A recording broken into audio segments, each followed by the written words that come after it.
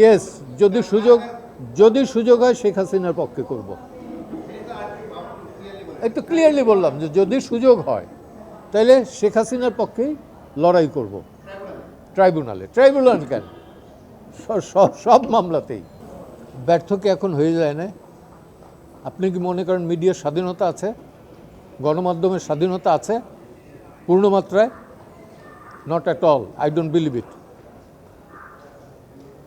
একটু বললাম যে আজকে যা বইলে গেছে এটাই পুরোপুরি আসে কিনা সন্দেহ আমি, তারপরেও এরা রিকোয়েস্ট করছে দেখে আমি আসলাম। হ্যাঁ, এবং আমি চাই না যে আপনারা বিপদে পড়েন।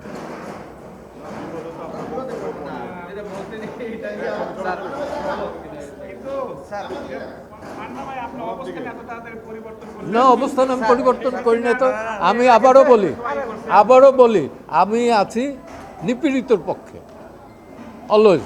আপনার কাছে কি মনে হয় যে শেখ হাসিনা নিপীড়নের শিকার হতে যাচ্ছেন বা হচ্ছেন? হ্যাঁ, অবশ্যই রাজনৈতিক নিপীড়ন। শেখ হাসিনা রাজনৈতিক নিপীড়নের শিকার হতে যাচ্ছেন, শিকার হচ্ছেন। ধন্যবাদ। সেটা হচ্ছে যে আগে ছিল গণগ্রেপ্তার, এখন হলো গণমামলা। তো গণগ্রেপ্তার মামলা হলে পরে তো গণমামলা হলে পরে গণগ্রেপ্তার হবে, এবং এর ভিকটিম আমিও ছিলাম, এবং সেটাও বললাম যে আমি ভিকটিম ছিলাম এবং আমি বেইল পেয়েছি। এবং সেখানে অ্যাটর্নি জেনারেলের office, particularly additional attorney general mister Abdul Jabbar Bhuiyan, তিনি কোর্টে দাঁড়াই বলছেন যে আমাদের কোনো আপত্তি নাই, অর্থাৎ সরকারের কোনো আপত্তি নেই আমি বেইল পেলে পর। তো সেটা আমি কোর্টকে বলছি যে আমি তো ছিলাম, আছে 84-এ 156 অ্যাকিউজডের ভেতর, আমি ছিলাম 180-র ভেতরে 94-এ। তো এই হলো পার্থক্য। তো এখনও যে মামলা কমছে আমি দৃশ্যমান আমার কাছে না, মামলা চলছে গণহারে, এবং একই স্ক্রিপ্ট, চক্ষু নষ্ট হয়ে গেছে, পা নষ্ট হয়ে গেছে, অথবা মারা গেছে একজন, গুলি লাগছে একটা, কিন্তু এর পেছনে শতাধিক 200, 300, 500 লোক ইনভলভ। একটু ভিন্ন প্রশ্ন করলাম। আমরা আজকে আইন উপদেষ্টা আসেন, ওনারা একটা আইনের সংশোধনী এনেছেন। তো ওনারা অনেকদিন ধরে শোনা যাচ্ছিল যে রাজনৈতিক দল হিসেবে বিচার করা হবে জেলায়।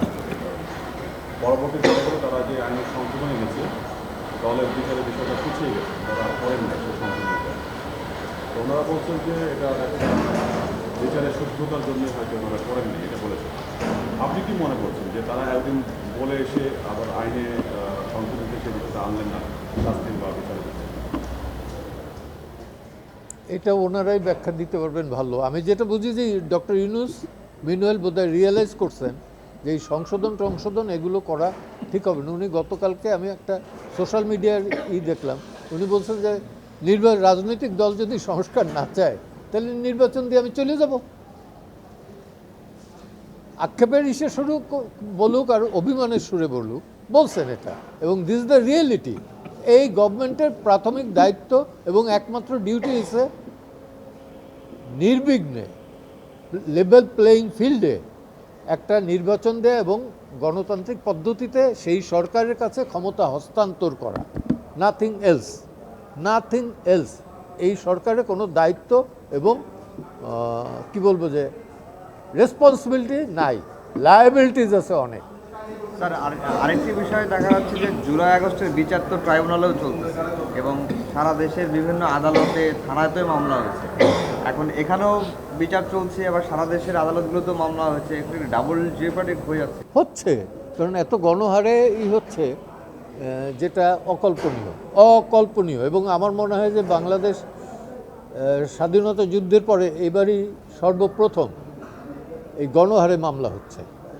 আপনি এই জায়গায় বলেছেন যে অসংখ্য মামলা হলেও যাচাই বাছাই করে এটা আমি বলি না, এটা অ্যাটর্নি জেনারেল গ্রেফতার হয়েছে দাবি করেছেন। হ্যাঁ, যে মামলা মানে গ্রেফতার না। এখন এইটা ওনারা বলতে পারেন, কারণ ডেটা আমি বলি নাই।